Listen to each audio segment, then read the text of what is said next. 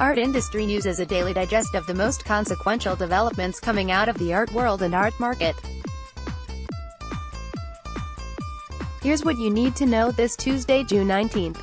To read Glasgow artists speak out after fire. After a second fire in 4 years ravaged the Scottish Art School this past weekend, notable alumni including Nathan Coley and Douglas Gordon have taken to social media and the press to share their sadness at the destruction of the historic building. Is there a demon that wants to destroy the art school? Asked alumna and poet Liz Lochhead. New York Times, museums snap up protest art. At a time when major protests are sweeping the globe, museums have taken up a form of guerrilla collecting, amassing posters and other quotidian objects culled from the streets. Dubbed rapid response collecting, the process was pioneered by the Victoria NYT. Tens of thousands protest. The Museum of Ice Cream Sprinkles, the dessert-themed museum that launched last fall, has seen waves of Instagram-ready tourists, but not everything about it is so sweet. Its pools of tiny plastic sprinkles, for one thing, are a serious environmental threat. After an online petition demanding the museum replace the sprinkles with a biodegradable alternative garnered 20,000 signatures, its leadership pledged to make the switch. Curved, Ronaldo's virally mocked bust gets swapped. Officials at the Madeira airport in Spain replaced a widely mocked bronze bust of the famous football star, which went viral due to its lack of resemblance, with a more conservative and agreeable one 16 months after the original was installed.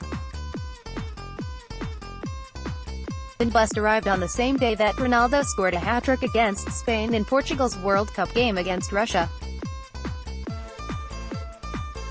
BBC art market. Did Pace sell Liza Minnelli's Warhol in Basel? The Global Gallery reportedly sold an Andy Warhol silk screen of Judy Garland at Art Basel for a price in the millions.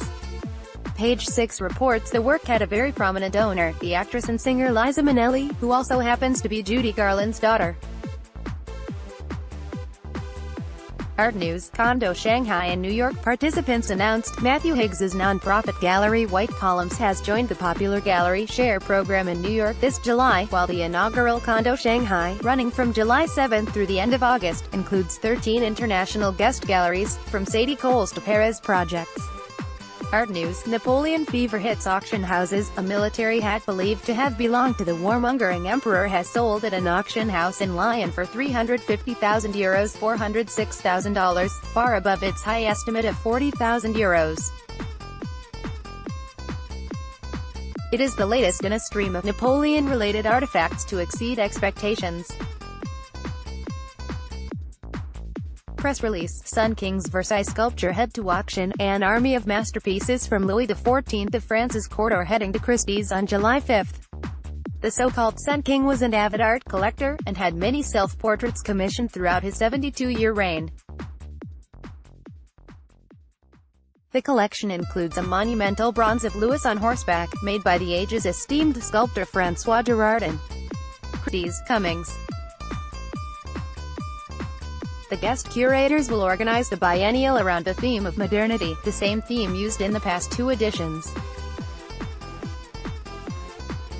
Art Forum. Artist Milan Marcusic dies at 93. New Zealand's most famous post-war abstract artist, who was influenced by Piet Mondrian and the Bauhaus movement, has died at 93 years old. He is best known for creating the facade of the Te Papa National Museum building in Wellington. Art Forum. Cultured magazine taps a new editor. Sarah Rofino, a former editor of Art Auction and contributor to ArtNet News, has been named the new executive editor of Cultured magazine. She will take over from Talai Jaffe, who has held the position since the magazine's launch 8 years ago. Art news. Bucharest Museum loses its Brancusi, after staff couldn't raise adequate funds to ensure Wisdom of the Earth, a valuable sculpture by the artist Constantine Brancusi. Its owners decided to remove it from view at the country's National Art Museum. Calvert Journal. For art's sake, 3 graffiti artists killed on train tracks. 3 men in their 20s were struck by a freight train at Loughborough Junction in London early Monday morning. They were found with cans of spray paint nearby, making the incident the first time multiple graffiti artists have been killed painting illegally since the deaths by train of Bradley, Ozone, Chapman and Daniel Wants Elgar in 2007. Guardian. Parents foot the bill as child breaks artwork. A 5-year-old boy attending a wedding reception at the Tomahawk Ridge Community Center in Kansas was pictured on CCTV accidentally knocking over a sculpture by artist William Lyons. Now, his parents are being charged $132,000 by the community center's insurance company, which claims the Aphrodite D. Kansas City has been irredeemably damaged.